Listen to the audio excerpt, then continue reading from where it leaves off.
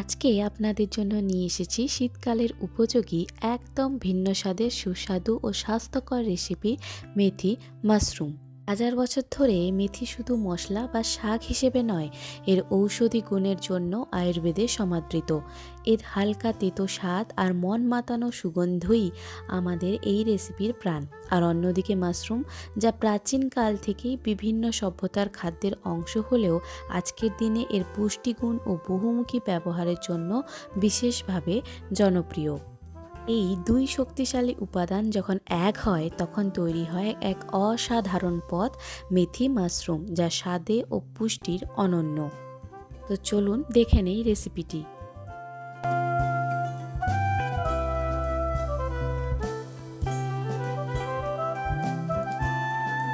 প্রথমে আমি এখানে 400 গ্রাম মতো মাশরুম নিয়ে ভালো করে ধুয়ে নিয়েছি। তারপর জলে ফেলে ছুরির সাহায্যে একটু পরিষ্কার করে নিয়েছি। তারপরে বড় মাশরুমগুলোকে 4 ভাগে কেটে নিয়েছি এবং ছোট মাশরুমগুলোকে 2 ভাগে। আর এখানে আমি টক দই রেখেছিলাম জল ঝরার জন্য। তারপর একটি পাত্রে সমস্ত মাশরুম নিয়ে দই ও লবণ মাখিয়ে রেখে দেব রেস্টে 15 মিনিটের জন্য।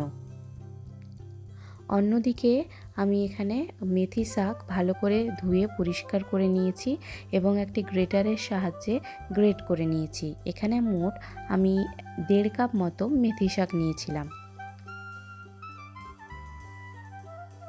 এবারে এখানে নিয়ে নিয়েছি 3টে মিডিয়াম সাইজের পেঁয়াজ, 2টি টমেটো, 15 কোয়া মতো রসুন আর একটুখানি আদা।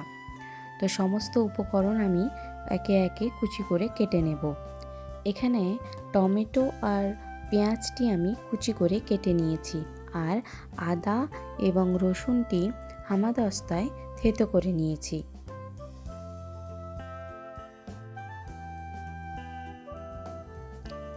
আর নিয়েছিলাম এখানে 3টি কাঁচা লঙ্কা, যা আমি ছোট ছোট কুচি করে কেটে রেখেছি।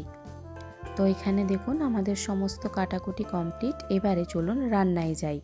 প্রথমে গ্যাসে কড়াই বসিয়ে তাতে 3 টেবিল চামচ মতো সরষের তেল দিয়ে গোটা গরম মশলা ফোড়ন দিয়ে কিছুক্ষণ ভেজে নেব। মশলা থেকে সুগন্ধ বেরালে দিয়ে দেব কেটে রাখা পেঁয়াজ। পেঁয়াজগুলি সোনালি হওয়া পর্যন্ত ভেজে নেব। তারপরে যোগ করব কুচে রাখা কাঁচা লঙ্কা। কাঁচা লঙ্কাটি একটু ভেজে নেওয়ার পর যোগ করে দেব আদা এবং রসুন থেতো।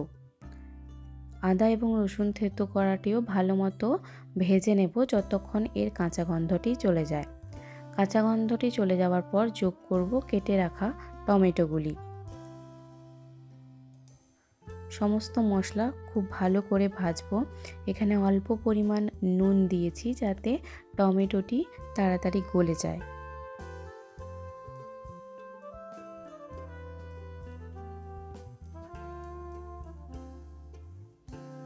তো দেখুন এখানে আমাদের টমেটো গলে গেছে এবং মশলা থেকেও তেল ছেড়ে এসছে। এই মুহূর্তে আমরা কিছু গুঁড়ো মশলা যোগ করেছিলাম। দিয়েছিলাম 1 চামচ হলুদ গুঁড়ো, 1 চামচ লঙ্কার গুঁড়ো, 1 চামচ ধনিয়া গুঁড়ো দিয়ে সমস্ত গুঁড়ো মশলা ভালো করে মিশিয়ে অল্প পরিমাণ জল দিয়েছিলাম যাতে মশলাটি নিচে লেগে না যায়। দেখুন মশলাটি আমাদের হয়ে গেছে। এবারে যোগ করে রাখবো ম্যারিনেট করে রাখা মাশরুমগুলি। এই সময় গ্যাসের ফ্লেমটা একটু লো রাখবো যাতে দইটা কেটে না যায়, যেহেতু মাশরুমে দই মাখিয়ে রেখেছিলাম।